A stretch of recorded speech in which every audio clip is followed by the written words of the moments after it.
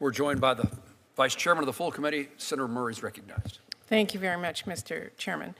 Attorney General Bondi, we are in a deeply alarming moment where law and order is being replaced by chaos and corruption and really whatever Trump wants. And your department's independence and its capacity to do its job have eroded before our eyes. We have seen respected career officials who've been fired for doing their job. Thousands more are being pushed out with your buyouts and the threat of mass firings, and entire divisions are being eliminated, and grants have been canceled illegally. So I have questions about how and why those decisions are being made, and importantly, whether you're adequately resourcing DOJ to do its job. But before I turn to my questions, I do want to raise my alarm about the troubling pattern of trampling basic rights. Detainees, including U.S. citizens, being shipped overseas without any due process. Elected officials are detained for conducting oversight, and a U.S. senator gets tackled to the ground for asking questions at a press conference. This is not the country I know or the values I believe in, and I hope that colleagues on both sides of the aisle will agree with that. Now, to the questions. Yesterday, and I know that Senator Van Hollen raised this issue, a former DOJ attorney filed a protected whistleblower complaint accusing Deputy AG Emil Bove and senior DOJ leadership of defying court orders, including through, quote, lack of candor, deliberate delay, and disinformation, unquote. The complaint also accuses this administration of firing the whistleblower for, quote, telling the truth to the court. These allegations are deeply concerning. Now, I know you said that you can't discuss the case, but can you confirm that you agree that this administration should follow court orders? We will follow court orders, Senator. The entire administration will follow court orders. The problem arises in the district courts. All these district courts throughout the country are tying our hands. And here's how we will follow them when we get to the United Supreme Court. I need to ask we're winning. A number of questions. And so, yes, I know we're following the orders of the court. Let me ask my questions. Can you confirm you will not allow any conduct like what is alleged to continue at the DOJ? I'm not going to talk about anything that's alleged. What I will talk about with you, hold on, you asked me a question and I get to answer it. What you asked me, alleged conduct that's part of a pending whistleblower lawsuit that was filed on the eve prior to Emil Bove's hearing today. I'm not asking about that suspicious. Case hold on, let me keep going. I would run through a wall for Emil Bove and Todd Blanche. Like to continue with my questions. I have very limited time. Thank you. I just want you to confirm for this you will not allow conduct like that at the DOJ. Yes or no? I will always support and defend Emil Bove, and I will defend Todd Blanche. They are two of the finest people I know and two of the asking about the people conduct. I know. Let me keep going here. Now, in April, DOJ abruptly terminated over 300 public safety grants that Representative Scott Fitzgerald surprised the hearing room by playing a compilation of past statements from prominent Democrats calling for stronger immigration enforcement and secure borders. The clips highlighted comments from multiple political leaders arguing that illegal immigration should be addressed through enforcement and border security.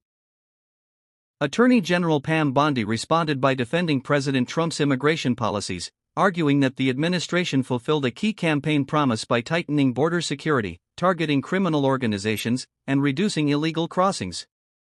She also discussed fentanyl trafficking, border enforcement efforts, and the Department of Justice's current priorities. In April, DOJ abruptly terminated over 300 public safety grants that had already gone through a very rigorous and fair and apolitical application process with no explanation. This is funding to investigate and prosecute drug trafficking, to support foster care kids who experienced abuse or neglect, to expand access to forensic exams to prosecute violent crimes like sexual assault. These really senseless cancellations have already forced public safety organizations to cut employees and services. So I want to ask you, when you cut off the community-based violence intervention and prevention initiative funding, were you aware it is used to prevent and reduce violent crime? Yeah, Senator, you weren't here for that, so I'm going to have to repeat myself. We have cut grants. I think we've cut 6%. But if we have cut a grant that you feel should not be cut, please reach out to me. I will personally look at it. We've turned multiple grants back on. Okay. We have an appeal process, but if you want to come to me directly, I would be happy to sit down with you and look at that and help you. I'm happy. I appreciate Again, we're that, doing everything we can. Okay, but let me just ask you, when you cut off the Expanding Access to Sexual Assault Forensic Examination grant, were you aware that that grant helps our authorities prosecute rape and sexual assault? I have no idea about that specific grant you're talking about. That's why I said, if you want to come sit down with me, I would never cut a grant intentionally that has anything to those do. Recipients on the other end across the country. Can you give me the details of that grant? I can absolutely do that, and my staff will get that to you, but those are two critical ones that I just wanted to ask you about today. Again, we've turned many grants back on, and we'll continue to. If you want to call me, and we can discuss them with you. Okay, in your budget request, you propose consolidating the Office on Violence Against Women into the Office of Justice Programs. In 2002, Congress actually codified the office as a permanent, separate, and independent office to implement the Violence Against Women Act.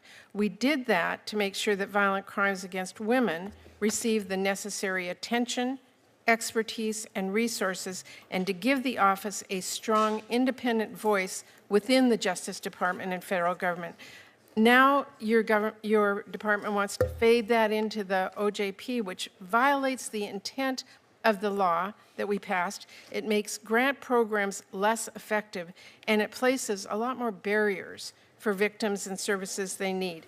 And I see that you're cutting the office's resources by about a third. So will you commit to us, the Appropriations Committee, to follow the law and maintain OVW as a separate grant entity?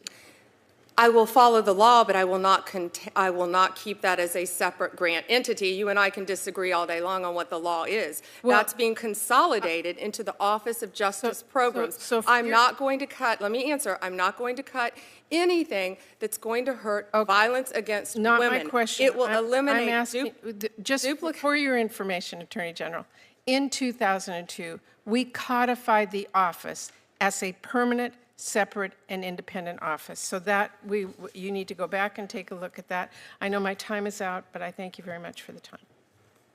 Please, don't forget to like, comment and hit the subscribers button for more political updates.